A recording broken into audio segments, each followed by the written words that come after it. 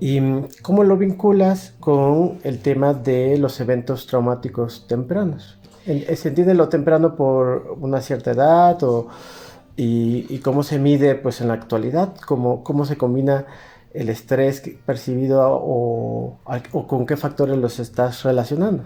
Sí,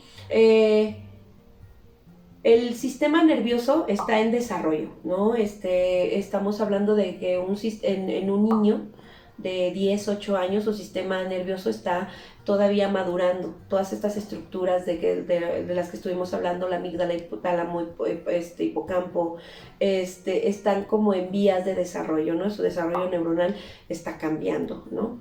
Entonces, ya hay mucha evidencia de que cuando un individuo es sometido a estrés crónico a edades tempranas, ¿a qué nos referimos con edades tempranas? Bueno, eso varía mucho. Hay autores que lo marcan que una edad temprana es antes de los 15 años.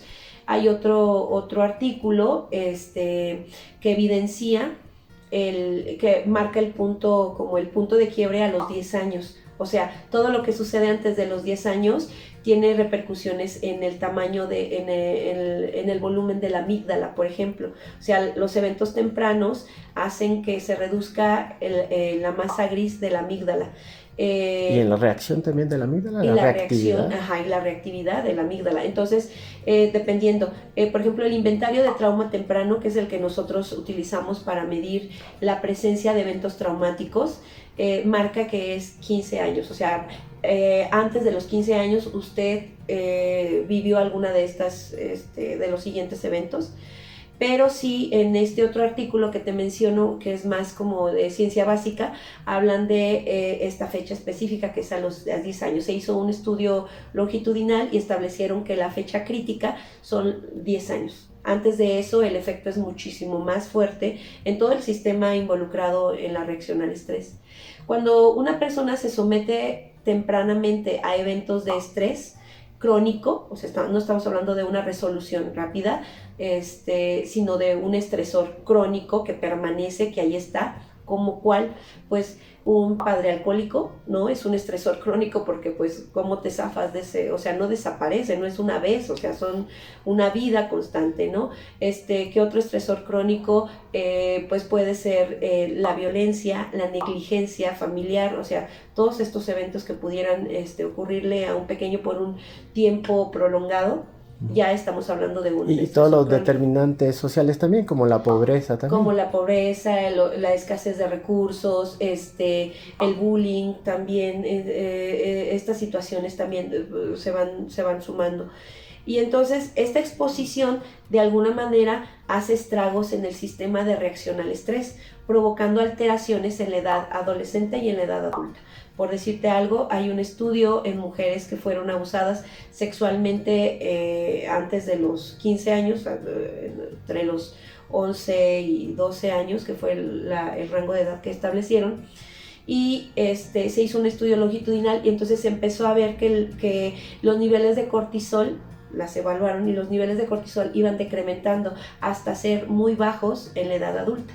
Entonces hay una disregulación del sistema y de la respuesta al estrés ya en la edad adulta, que está condicionada por la exposición a trauma a edades tempranas. Y como decías, si no hay cortisol, no se apaga el sistema de alerta. Así Entonces es. estás siempre sufriendo las consecuencias de este sistema generalizado de alerta. Entonces tiene consecuencias para el cuerpo físico y Claro. para la emoción, ¿no? Sí, porque estás constantemente hiperactivado y a la defensiva, agresivo, o no reaccionas.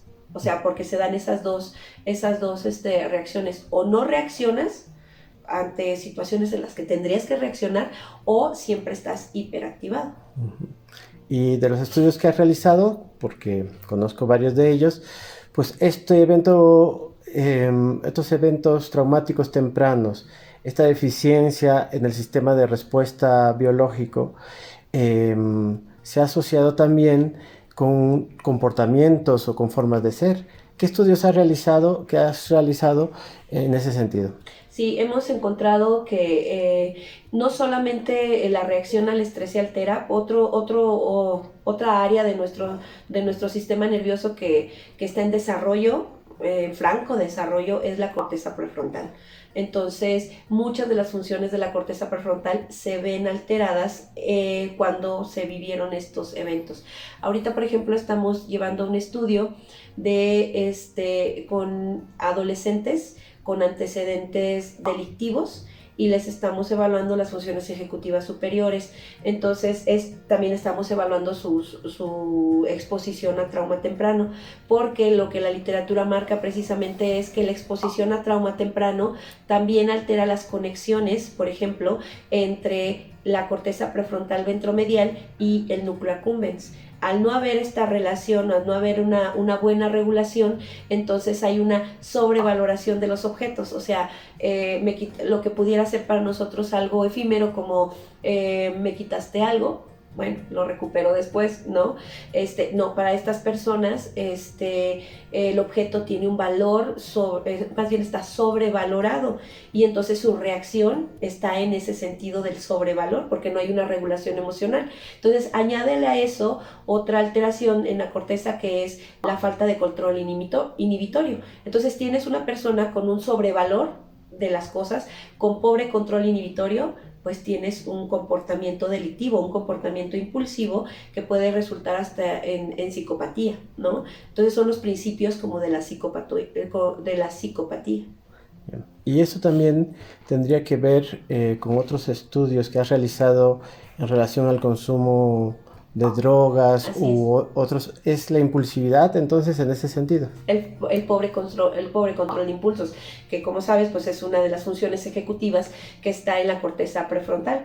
Entonces, al afectarse la exposición temprana a eventos, también pueden alterar el buen desarrollo de la corteza prefrontal y en edades posteriores desarrollar deficiencias en estas funciones cognitivas, la planeación, el control inhibitorio, la clasificación, la toma de decisiones, etcétera. Entonces son varias funciones las que se alteran, y eso es lo que nos da luego también la personalidad, que es precisamente lo que estamos hablando. Claro, pues qué interesantes los estudios. Y sobre el tema de los alimentos, ¿qué nos puede decir? ¿Qué están investigando en este momento? Actualmente estamos investigando el consumo de alimentos ultraprocesados. ¿Qué son los alimentos ultraprocesados? Como su nombre lo dice, los alimentos ultraprocesados son alimentos que llevan varios procesos varios procesos industriales o industrializados antes de su consumo, ¿no? Entonces, ¿Como cuáles? Las Sabritas, las Pan Bimbo, Sabritas, y todo lo que está envuelto, todo lo que viene como ya listo para comerse y que está como envuelto, a eso más o menos son los alimentos ultraprocesados, que tienen grandes cantidades de azúcar, grandes cantidades de almidón, y de carbohidratos, y entonces, bueno, estamos viendo el consumo en relación con una proteína, que es una proteína antiinflamatoria, que es la proteína SFRP, así se llama, SFRP5, que es la que estamos evaluando. Y esta proteína antiinflamatoria se supone, si estamos en buenas condiciones, está en altos niveles, ¿sí? Pero cuando tenemos síndrome metabólico o alguna alteración metabólica, los niveles de la proteína bajan y entonces ocurre inflamación. ¿También con obesidad, por ejemplo, o sobrepeso? Sí, obesidad, sobrepeso, los niveles de la proteína están a la baja, y eso contribuye a la resistencia a la insulina. O sea, cuando tenemos niveles bajos de la proteína, también está correlacionado con bajos niveles o más bien alta resistencia a la insulina. Entonces, ahorita estamos evaluando precisamente en niños con indicadores de síndrome metabólico, que hemos encontrado bastantes. O sea, ahorita acabamos de terminar el estudio, alcanzamos a reclutar 100 niños, y lamentablemente más del 60-70% tienen indicadores de síndrome metabólico. O sea, estamos hablando de colesterol alto, triglicéridos altos o glucosa alta, ¿no?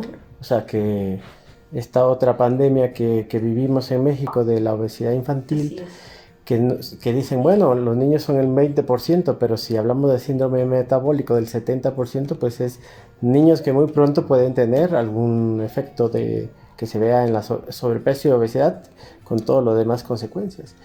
Y entonces, ¿qué alimentos son buenos para mejorar esto? Yo sé que tiene que ver con el cambio de hábito, pero ¿qué nos podrías decir o hacia dónde apuntan tus investigaciones? A la reducción del consumo de alimentos ultraprocesados, o sea, limitar el consumo de alimentos ultraprocesados. El problema con los alimentos ultraprocesados es que están a la mano, o sea, es lo primero que te encuentras en las tiendas de autoservicio, es lo primero que te encuentras en las tiendas y que está a la vista.